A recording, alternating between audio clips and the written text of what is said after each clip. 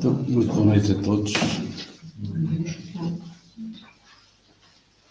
Vamos hoje então falar um pouco, o título da palestra de hoje, da minha exposição hoje é Duas Faces da Vida.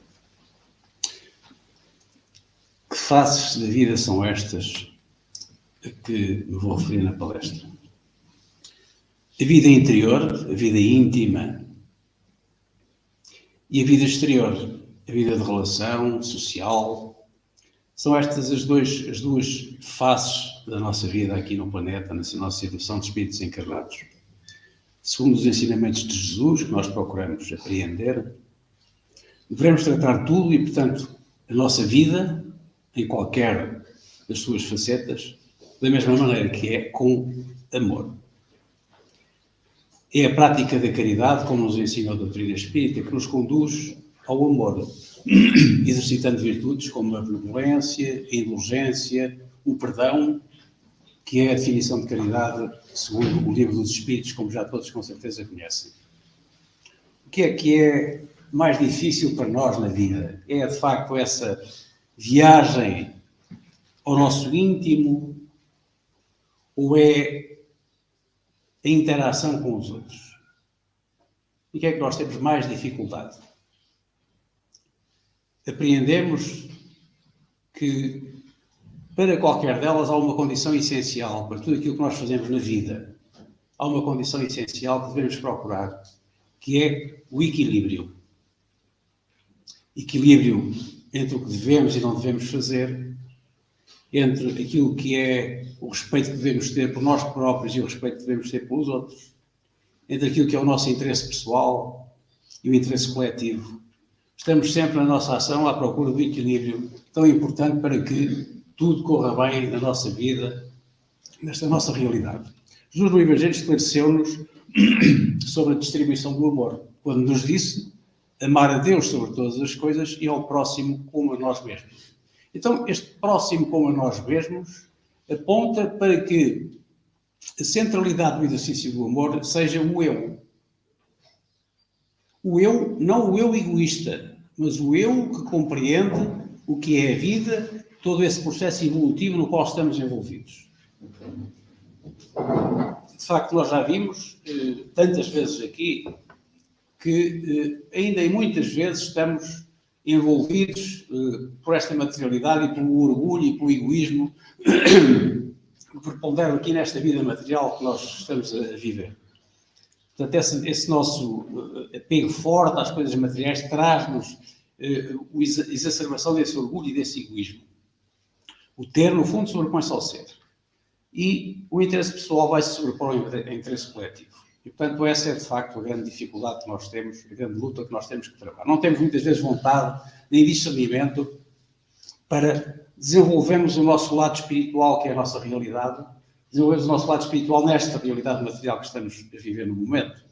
Nós vemos a vida de uma forma limitada, não vemos a vida como ela é, de facto. Lembrem-se do tema ponto de vista no Evangelho segundo o Espiritismo, que nos dá uma visão muito interessante sobre isso. E, portanto, temos que entender a vida como uma vida integrada, uma vida universal, na nossa imortalidade, em que estas passagens por um mundo material são absolutamente importantes, definitivas no nosso progresso moral, na procura de libertarmos dos nossos sofrimentos e procurarmos, de facto, avançar na nossa felicidade, na nossa plenitude, procurando a nossa plenitude, mas são vidas insignificantes no nosso tempo de vida, que é eterno. Então, essa atitude que nós temos, espírito encarnado, com todas estas dificuldades, realmente traz-nos um prejuízo para a nossa evolução na nossa vida, quer seja a nossa vida íntima, quer seja a nossa vida de relação. Mas, às vezes, nós que já procuramos seguir a doutrina espírita de alguma maneira e temos, portanto, algum conhecimento da doutrina dos espíritos, dos ensinamentos que eles nos deixaram, pensamos que já estamos bastante adiantados, já evoluímos muito, e isso com certeza que aconteceu com todos nós desde que conheceu a doutrina, porque não é possível ficar na mesma depois de a conhecer. Mas o facto é que nós sobreavaliamos aquilo que já conseguimos fazer. Não estamos assim tão afastados da nossa primitividade quanto isso, do ponto de vista, digamos, da vida, do processo evolutivo. Eu diria que, costumo dizer que o umbral que é a zona do mundo espiritual de transição entre o planeta quando desencarnamos e a área espiritual para onde vamos para nos desenvolvermos e preparar a encarnação seguinte, no umbral há muitos espíritas. Portanto, sejamos modestos naquilo que é a nossa avaliação, a nossa autoavaliação. A nossa vida interior, como é que nós a conduzimos? Quais são as dificuldades que nós encontramos em conduzir essa nossa vida interior? Eu diria que a maior dificuldade que nós temos é enfrentarmos as nossas fraquezas, as nossas limitações. Essa é a grande dificuldade que nós temos quando pensamos naquilo que nós somos e na nossa vida dita interior, que dizemos interior. Nós sistematicamente fugimos da verdade. Pensamos que enganamos os outros, que enganamos Deus, mas enganamos de facto é nós próprios. São João, no Evangelho segundo o Espiritismo, capítulo 8, aparece esta passagem. Então os escribas e os fariseus lhe trouxeram uma mulher que fora surpreendida em adultério e, pondo-a de pé no meio do povo, disseram a Jesus: Mestre, esta mulher acaba de ser surpreendida em adultério. Ora, Moisés, pela lei, ordena que se lapidem as adúlteras. Lapidar é matar à pedrada, não é? Ordena que se lapidem as adúlteras. Qual sobre isso a tua opinião? Perguntou eles a Jesus. Diziam isto para o tentarem e terem de que o acusar. Jesus, porém, abaixando-se, começou a escrever na terra com o dedo. Como continuassem a interrogá-lo, ele levantou-se e disse: Aquele dentre vós que estiver sem pecado, atire a primeira pedra. Em seguida, baixando-se de novo, continuou a escrever no chão.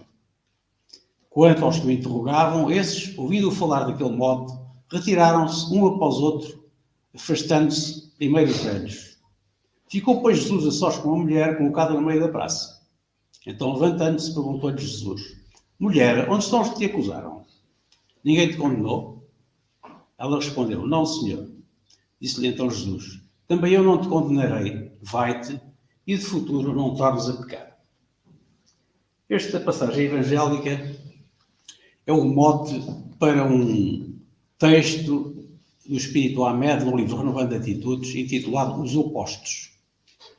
Aquele dentre vós que estiver sem pecado, lhe atire a primeira pedra. Jesus era um grande psicólogo, conhecedor da natureza humana. Ele conhecia a intimidade do ser humano e, portanto, sabia das suas dificuldades, das suas limitações, do seu processo evolutivo. E, portanto, conhecia um mecanismo que era o mecanismo da sombra, da nossa sombra interior. Este conceito de sombra foi desenvolvido pelo filósofo, psiquiatra, psicólogo Carl Gustav Jung, austríaco, suíço, para conceituar, de facto, o conjunto daquelas coisas que nós rejeitamos em nós próprios e que arrumamos num determinado lado de nós. Não queremos ver nem saber delas. No nosso inconsciente, diria eu. Portanto, é esse conjunto de coisas a que chamamos sombra. É aquilo que nós não queremos admitir, explorar em nós, sabendo que existe. Escondemos isso no nosso íntimo. E, portanto, esta cena da mulher que os fariseus queriam condenar, apedrejando, resulta precisamente, dar-nos uma imagem disso. Eles iam ali descarregar as suas limitações, os seus problemas, as suas fraquezas, condenando aquela mulher, tratando-a de acordo com a lei, mas no fundo dizendo, ela é que é pecadora, nós não somos. Nós estamos aqui a fazer justiça. Nós somos bons, nós não temos nada a ver com esses pecados e com essa forma de estar. E, portanto, eles sentiam-se como que livres dos pecados com essas atitudes adequadas que Jesus os levou a fazer recentrar com a forma como tratou o assunto. Isto faz lembrar um pouco o nosso desculpismo, a nossa atitude de estarmos sempre à espera que nos resolvam os problemas. A começar com Jesus quando esteve entre nós.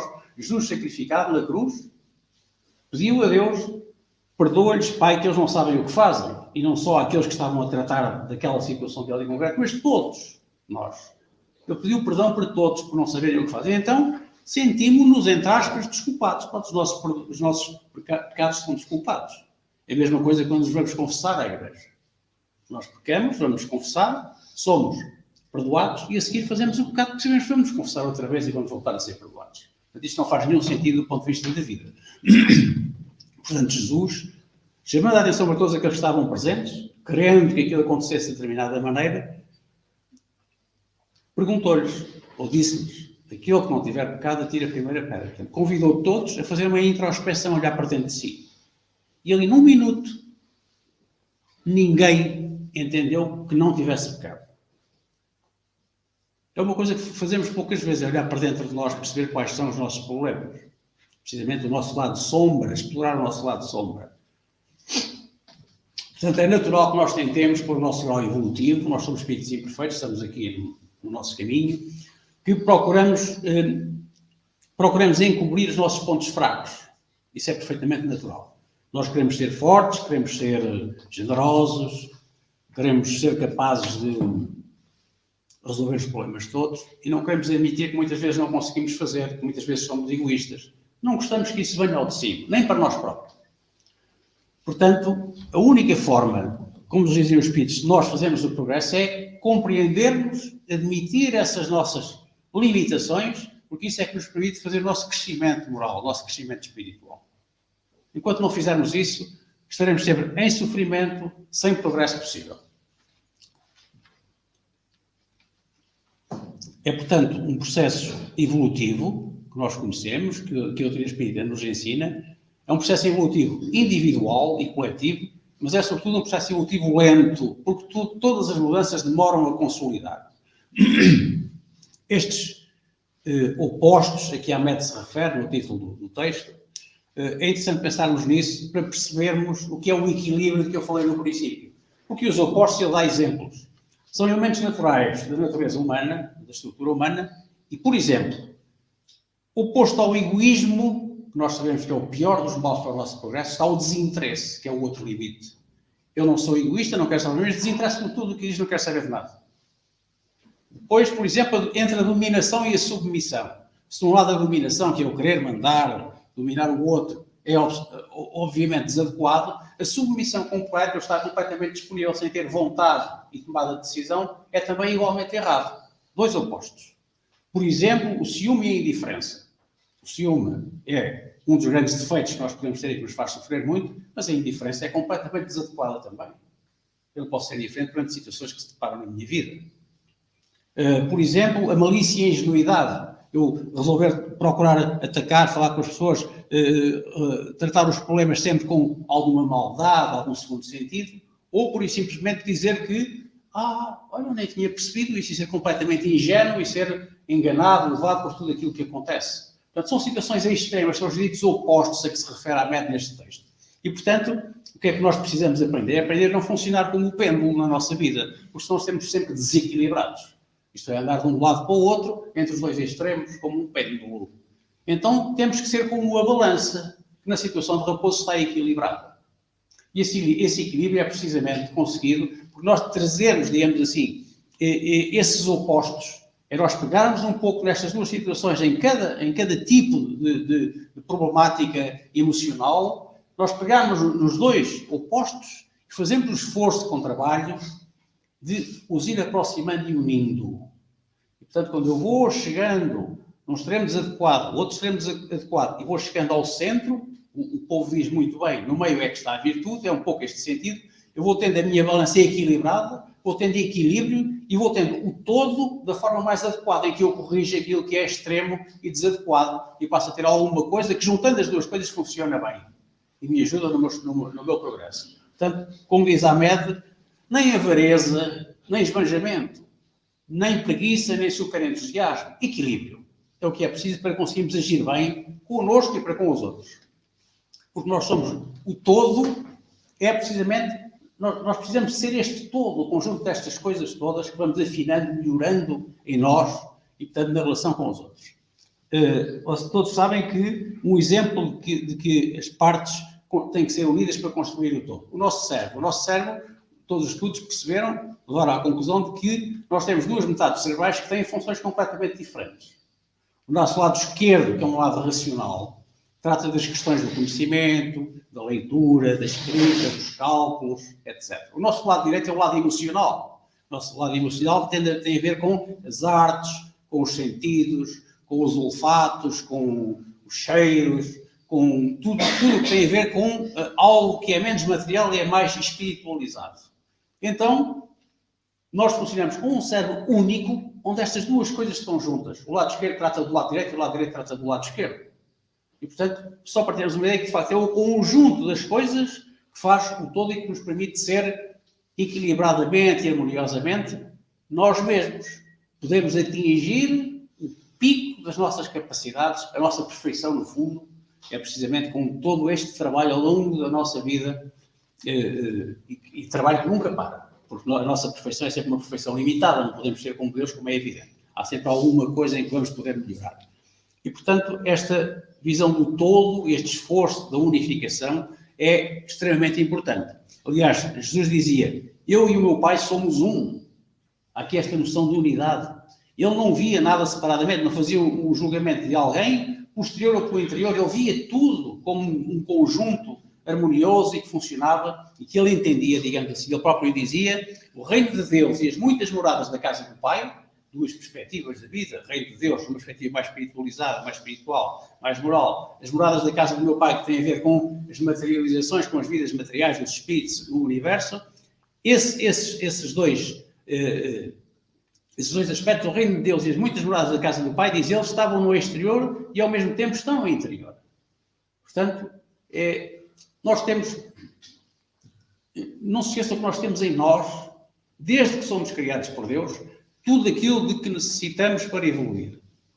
A chama da perfeição, a semente da perfeição está connosco.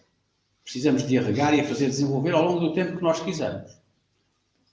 Portanto, diz a Merkel, não há nada a corrigir ou a consertar em nós, a não ser melhorar a nossa própria forma de ver as coisas, aprendendo a conhecer amplamente as interligações dos opostos, a fim de atingirmos o equilíbrio perfeito. No fundo, aquilo que nós chamamos de pecados, que estão relacionados com os desequilíbrios, são precisamente estas polaridades opostas que nós temos em nós, na nossa existência, e que nos cabe afinar para tornar unas e equilibradas.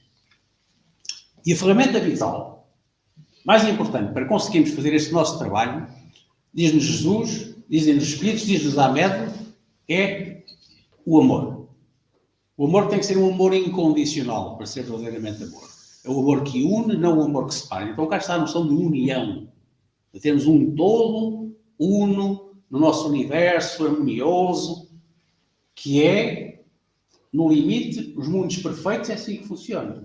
Os espíritos perfeitos vivem de uma forma completamente harmoniosa, na sua plenitude, trabalhando sem nenhuma limitação, com absoluta certeza daquilo que está a fazer, são os braços direitos de Deus, digamos assim, e essa, de facto, é a culminância do nosso processo evolutivo, é onde nós vamos chegar, de alguma maneira.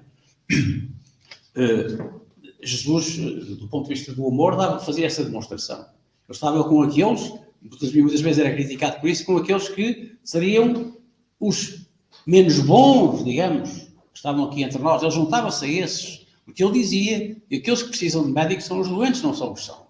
Eu estava muitas vezes com pessoas com dificuldade, com pobres, com sem-abrigos, com mulheres da vida, com viciados de toda a natureza, precisamente para nos ajudar no progresso, através do esclarecimento e do amor que ele dava incondicionalmente a todos.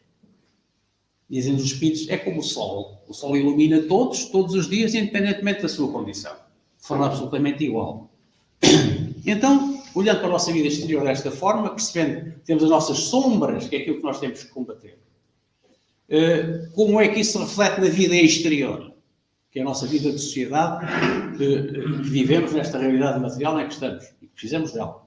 Essa vida exterior é aquela que nos leva a relacionar com tudo aquilo que nos rodeia, com os animais, com as plantas, com a natureza, com as nossas coisas, as coisas materiais que nós temos. Isso é vida exterior.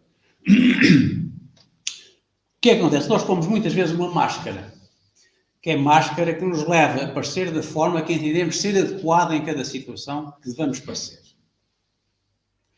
Essa máscara acontece porque nós estamos inseguros de nós próprios. Temos essas sombras, esses lados que não queremos sequer ouvir falar neles para nós, quanto mais para os outros, mostrá-los aos outros. Então, defendemos-nos através de formas de estar, de posturas, que podem ser enganosas, mas são sobretudo enganosas para nós, não nos esqueçamos disso. Podemos conseguir enganar o outro, mas não enganamos Deus e estamos a enganar a nós temporariamente. Porque vamos perceber que, de facto, não é esse o caminho. Portanto, o melhor que nós podemos fazer é assumir seriamente, com seriedade, com honestidade, com clareza, aquilo que nós somos. Assumi-lo para nós e, portanto, para os outros também. Porque a vida da sociedade implica isso. É com essa interação que nós promovemos na sociedade, em relação com os outros, que fazemos o progresso em conjunto. Todos nós temos um papel a desempenhar na sociedade. Ninguém é inútil. Tudo o que existe é útil e cada um de nós, na sua maior inutilidade aparente, tem uma função a desempenhar. Então, esta questão das nossas aparências, aquilo que nós aparentamos, é também objeto de um texto de Hamed, no mesmo livro, Renovando Atitudes, chamado Aparências, onde ele parte de um texto do Evangelho segundo o Espiritismo, no capítulo 21, com este extrato. A árvore que produz maus frutos não é boa. E a árvore que produz bons frutos não é má. Porque cada árvore se conhece pelo seu próprio fruto. Não se colhem figos dos espinheiros e não se cortam cachos de uva das sarças. Portanto, nós estamos, de facto, sempre a procurar este disfarce social para ocultar aquilo que são as nossas fraquezas, as nossas limitações. Muitas vezes apresentamos sob uma capa de compreensão, de humildade. Quando é exagerado, nós muitas vezes, com a nossa experiência, apesar do nosso corpo físico, de facto, disfarçar muitas coisas que no mundo espiritual não é possível, nós muitas vezes entendemos que, de facto, há algo de exagerado e, portanto, digamos que muitas vezes nos soa a falso determinado tipo de atitudes. Isso é perfeitamente natural. Porque essas máscaras que nós usamos fazem parte daquilo que nós somos, da nossa imperfeição. Nós não somos nem totalmente bons, nem totalmente maus, e, portanto, temos estes lados que nós queremos, enfim, de algum modo disfarçar para nos sentir mais confortáveis, porque o que nós gostamos é ser elogiados, ser admirados, e não o contrário.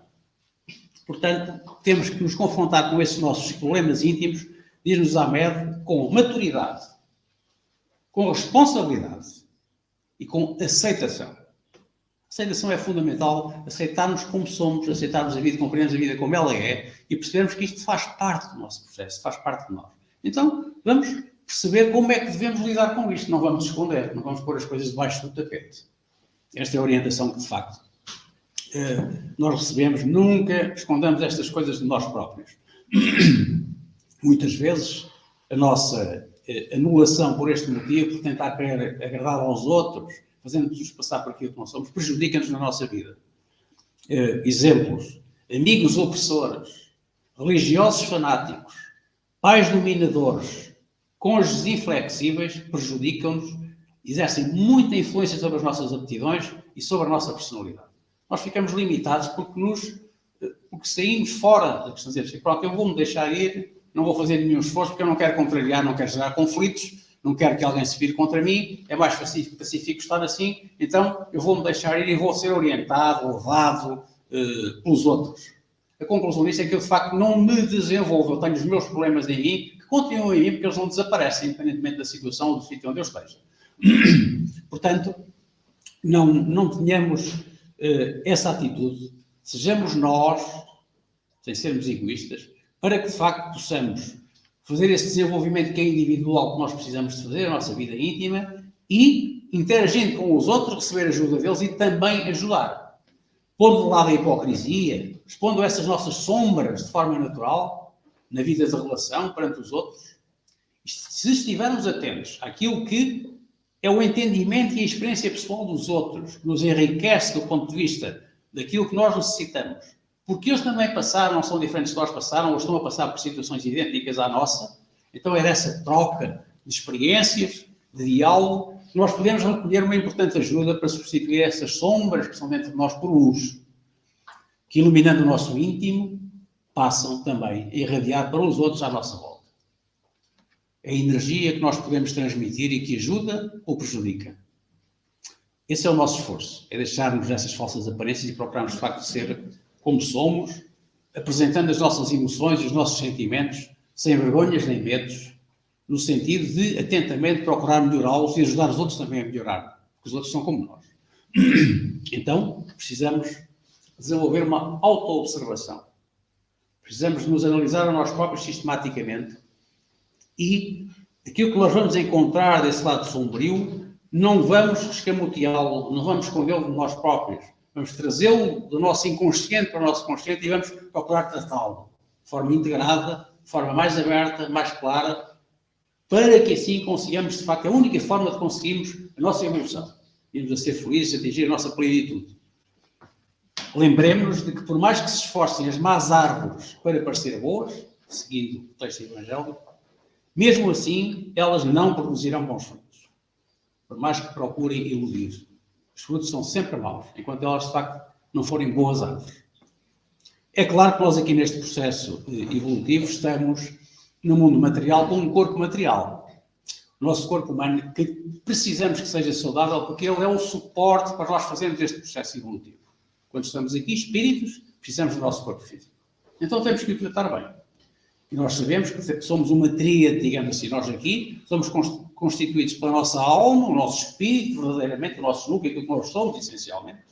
E depois temos dois corpos. Temos o corpo espiritual e temos o corpo físico. O corpo espiritual que permite que a alma, o espírito, controle o corpo físico nesta realidade material. Então são estas três componentes do espírito encarnado que precisa de cuidar, garantindo a saúde mental e a saúde física. Há uns 4 anos, talvez,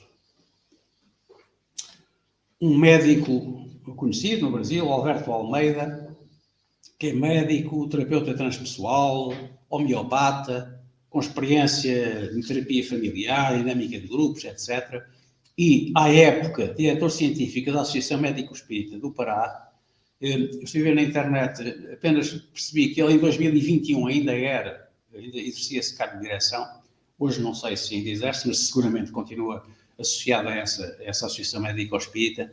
Ele, num congresso internacional em São Paulo, falou de um tema muito importante nas nossas vidas, que tem a ver com a culpa e a mágoa e a sua influência no corpo físico e nas doenças. É um artigo que fala do perdão, do auto-perdão, que são ferramenta fundamental para eliminar essas mágoas e essas culpas e, portanto, que condicionam muito como é que o nosso corpo físico se comporta. Não se esqueçam que o perdão, de acordo com a definição de caridade no Livro dos Espíritos, é uma das virtudes associadas, a terceira virtude lá descrita, benevolência, indulgência e perdão, e o perdão é uma ferramenta fundamental, até por esta questão que tem a ver com a condição do nosso corpo físico. Então ele diz que a culpa é o resultado do distanciamento do ser humano das leis de amor, das leis divinas. A culpa é aquilo que nós sentimos quando percebemos, porque nós conhecemos intrinsecamente. Ela está inscrita em nós, por mais que nós a tenhamos ainda não puxado para a nossa realidade, mas nós percebemos o que são as leis divinas, o que são as leis de amor, e sabemos quando é que o nosso comportamento se desvia dessas leis. Então isso traz-nos culpa. Perante essa situação, podemos assumir duas perspectivas. Uma perspectiva positiva, que é, de facto, procurar compreender a situação e corrigi-la, ou outra, deixarmos absorver por essa culpa doentia, ficarmos, digamos, paralisados do ponto de vista da nossa evolução. Portanto, a culpa é isto, a mágoa. A mágoa é o contrário, é a culpa ao contrário. É nós sentirmos dor por sermos, como ele diz, eu sofro pelo mal que fiz aos outros, ou a mim mesmo, na culpa. Na mágoa, é a dor que sinto quando alguém me fere ou quando me deixo ferir por alguém. É no sentido contrário, de fora para dentro, enquanto que a culpa é de dentro para fora. Então, qualquer delas tem a ver com a nossa capacidade de lidar, o nosso grau evolutivo para lidar com estes problemas, que são seguramente problemas que acontecem sempre na nossa vida, ao longo dela, enquanto não formos perfeitos. E, portanto, quando eu não consigo perdoar alguém, eu magoo-me. Não consigo perdoar. O exercício do perdão. Portanto, é muito importante isso. A culpa estabelece-se quando eu leso alguém, quando prejudico alguém e tenho dor de consciência. A mágoa acontece quando me sinto lesado por alguém e fico com raiva desse alguém, porque não consigo perdoar. Portanto, vejam, são situações que, do ponto de vista energético do espírito, são muito críticas, porque são energias negativas muito fortes que estão aqui envolvidas. Então, ele diz que, de facto, algumas pessoas conseguem viver melhor com esta situação do que outra, porque todos temos situações de binário culpa, mágoa. Todos temos isso. De uma forma ou de outra, mais pronunciada, menos pronunciada. Uns passam melhor sobre isso, outros não. Quando eu alimento isso, só tenho dois caminhos a seguir. Ou procuro libertar-me disto e tratar, ou fico absorvido por elas. Quando eu alimento essas situações em mim, o que acontece é que eu vou ter tendência para fazer adoecer o meu corpo físico.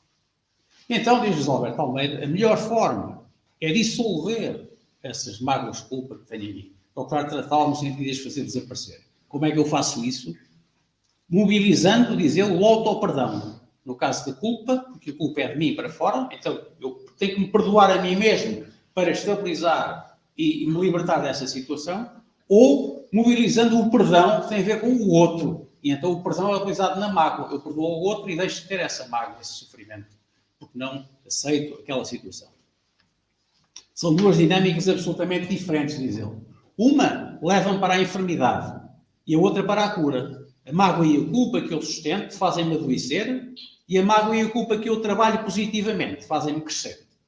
Portanto, é sempre, tudo o que é sofrimento é uma oportunidade de crescimento e de melhoria. E o sofrimento existe tanto quanto nós permitimos que ele exista. É um processo muito simples.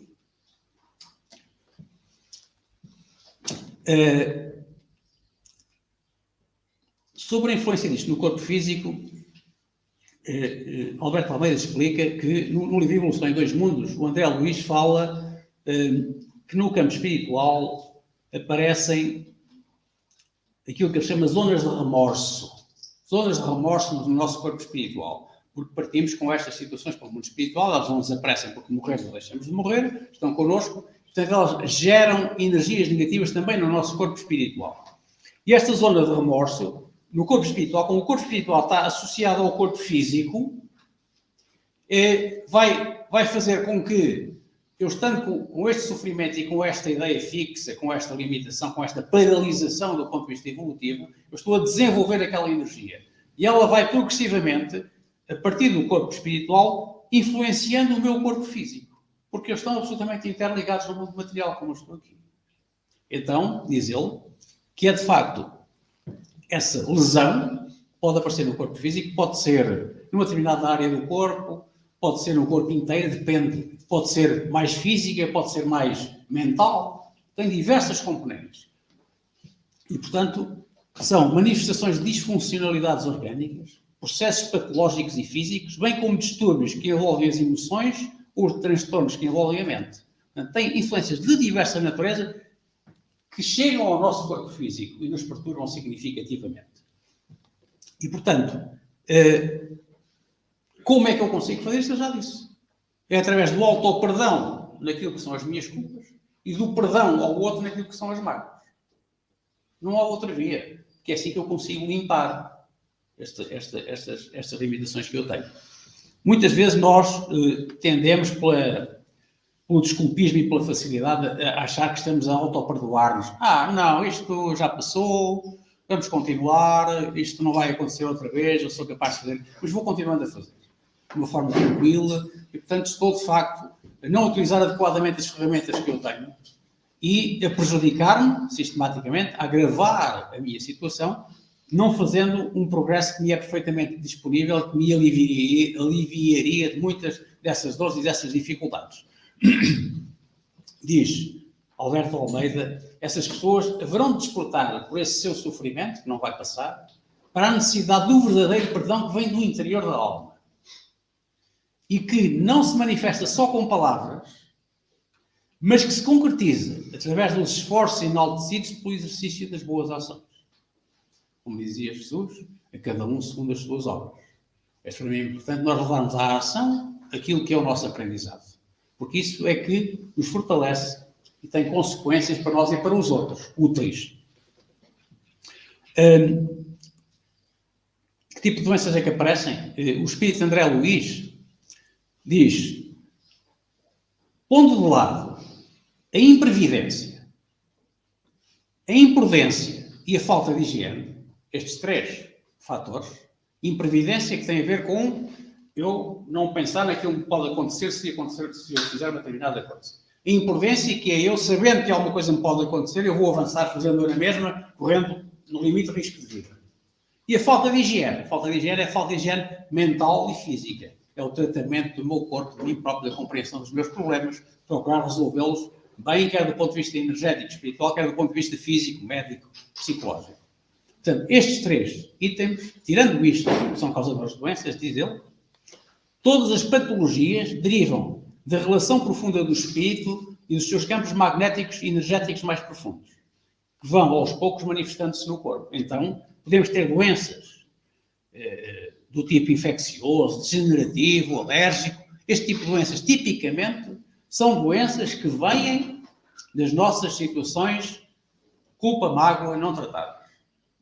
Aliás, dizem os espíritos que nós, quando vimos ao mundo material e construímos o nosso corpo físico, numa determinada vida, temos latentes nas nossas células um conjunto de doenças possíveis. E elas manifestam-se ou não, conforme as nossas atitudes do ponto de vista moral. Então, isto é um pouco isso que se está a passar. É isso que é aqui explicado. É evidente que os psiquiatras e os psicólogos existem como médicos na área médica no material e são, obviamente, ferramentas muito importantes do ponto de vista do nosso tratamento. Aliás, nós sabemos e dizemos que a vinda ao centro espírita, do ponto de vista do tratamento de determinado tipo de patologias, de doenças, que às vezes não são identificadas pela ciência médica, é importante, mas sempre que é adequado, elas devem ser acompanhadas pelos tratamentos médicos, físicos, médicos do mundo. Portanto, o tratamento espiritual não é incompatível, antes pelo contrário, é complementar do tratamento físico, material, médico. Então, Alberto Almeida diz assim, é evidente que todos estes tratamentos psicológicos, as ajudas psicológicas e psiquiátricas são muito importantes para o tal combate às nossas sombras íntimas que condicionam tudo isto que nós estamos a ver no nosso elemento exterior, no relacionamento exterior, tudo isso. Isso parte dessas nossas limitações íntimas. Mas ele diz assim, o Evangelho é indiscutivelmente o maior repositório de amor que a história da humanidade conheceu e está sempre inspirando-nos a fazer esse trabalho de profundidade e sem nenhuma concorrência com qualquer psicoterapia ou abordagem psicológica.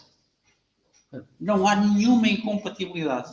É um auxiliar fantástico porque é um promotor da resolução desses problemas. Ele diz, ao contrário, sendo um instrumento catalisador, fomentador, agenciador e sinergeticamente terapêutico, o Evangelho é o grande espaço onde podemos encontrar-nos para promovermos essas mudanças necessárias. Precisamos fazer no nosso íntimo aquilo que nós precisamos de facto fazer. É claro que quando nós desencarnamos e vamos para o mundo espiritual, há continuidade da vida como nós já sabemos. E então, quando nós vamos para o mundo espiritual, libertamos o nosso corpo físico aqui no planeta, ele morre, mas nós levamos o nosso corpo espiritual à imagem do qual o nosso corpo físico anterior foi construído. E a nossa mente, o nosso espírito, aquilo que nós somos, leva, se não as tratar atempadamente, se não as tratar antes, leva para o mundo espiritual essas relações culpa, mágoa, etc. Que nos trazem o sofrimento também no mundo espiritual. E elas podem nos causar danos no nosso corpo espiritual. Causam danos no nosso corpo espiritual como causam no nosso corpo físico, como nós vemos quando estamos encarnados. Então, porque o perispírito é um corpo que tem peso, tem presença, digamos assim, e ele é o repositório de tudo aquilo. Eu costumo dizer que é a memória de massa, como uma memória de massa do computador, é aquilo que tem armazenado tudo aquilo que nós fomos, precisamos ser. Esses espíritos podem então materializar no campo perispiritual, portanto já fora do corpo físico, disfunções a tal ponto graves que acabam por perder a conformação humana. Situações destas são descritas por André Luiz, nos seus livros, relativamente à descrição de situações no umbral, no tal ponto de transição entre o mundo material e o mundo espiritual, onde aparecem monstros, seres com configurações estranhíssimas. Esses seres estão um pouco nesta classe, daqueles que são grandes desequilibrados, com grandes sofrimentos, a tal ponto geram problemas no seu corpo espiritual que modificam o seu corpo espiritual.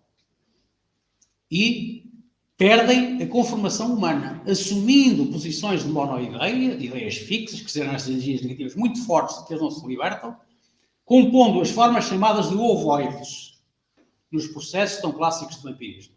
é também descrito nesse livro, muitas situações de vampirismo em que é, digamos, a energia do espírito encarnado é completamente sugada permanentemente por esses espíritos que são ovoides, no sentido que são mesmo parecidos com ovos, digamos assim, porque eles perderam a sua forma pelo seu desequilíbrio de energias negativas tão fortes, e portanto esses seres, esses espíritos obsessores de uma forma vampírica, são perfeitamente descritos e conhecidos nessa literatura, em vários pontos. E, portanto, isto resulta, muitas vezes, destes problemas, que são os problemas da culpa e da mágoa, que é a relação connosco próprio e a relação com os outros mal resolvida. Como é que se ultrapassa isto? Com o autoconhecimento, nós já sabemos isso. Não vale a pena estarmos a inventar. O autoconhecimento é a forma de nós, porque nos conhecemos e assumimos as nossas faltas, dizendo assim, eu tenho que as tratar para melhorar. André Luiz diz, precisamos de mergulhar para descobrir onde está o lodo no fundo da piscina e procurar limpar a piscina. Portanto, temos que mergulhar, ir lá ao fundo, procurar onde é que está a sombra, o lixo. Assim, quando fazemos esse mergulho introspectivo, apercebemos da nossa grandiosidade. Somos deuses, como diz, de que é que tens medo? O que é que têm medo? São deuses. Vocês são deuses. Vocês podem fazer melhor do que eu. Assim tenham fé. Portanto, fazendo esse mergulho introspectivo, desenvolvendo esse nosso autoconhecimento, analisando-nos, compreendendo-nos, tomamos a noção da capacidade que temos de ser co-criadores no universo. Temos uma função no universo. Todos nós, como eu disse há pouco. Isto está no livro dos Espíritos. Todos têm a sua função de co-criação no universo. Aos poucos vamos fazendo as elaborações necessárias, as transformações imprescindíveis, as mutações indispensáveis para limpar essas nossas sombras e fazermos a nossa evolução. Transformarmos as sombras em luz. Diz Alberto Almeida, para terminar, é necessário fazer o que Santo Agostinho propõe a Allan Kardec, quando sugere o autoconhecimento para que possamos melhorar o nosso caráter, combater as nossas más inclinações, de maneira que diariamente, nesse exercício de autoburilamento, possamos aprender a amar-nos, a auto-perdoar-nos e aprender a amar e a perdoar os outros. É desta forma que aos poucos vamos descobrindo, como o Deus que somos, o Deus que é o outro. E caminhamos assim para a felicidade individual, para a felicidade coletiva.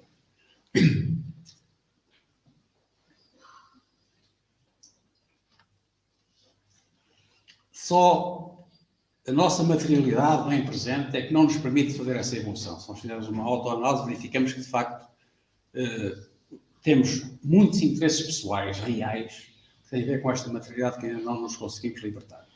E, portanto, o conhecimento e o perdão relativamente aos outros, o autoconhecimento e o autoperdão relativamente a nós próprios, são elementos fundamentais para a evolução da nossa moralidade.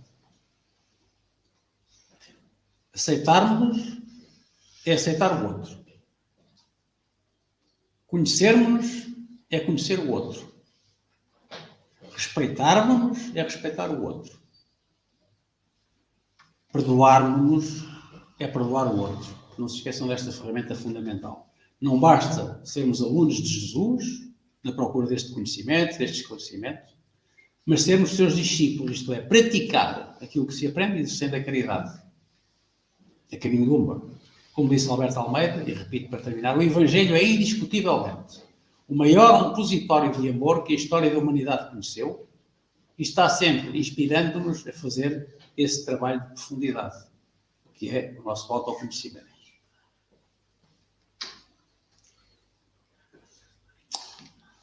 Termino aqui esperando que aquilo que falámos aqui hoje possa ter alguma utilidade, ao menos para um de vocês.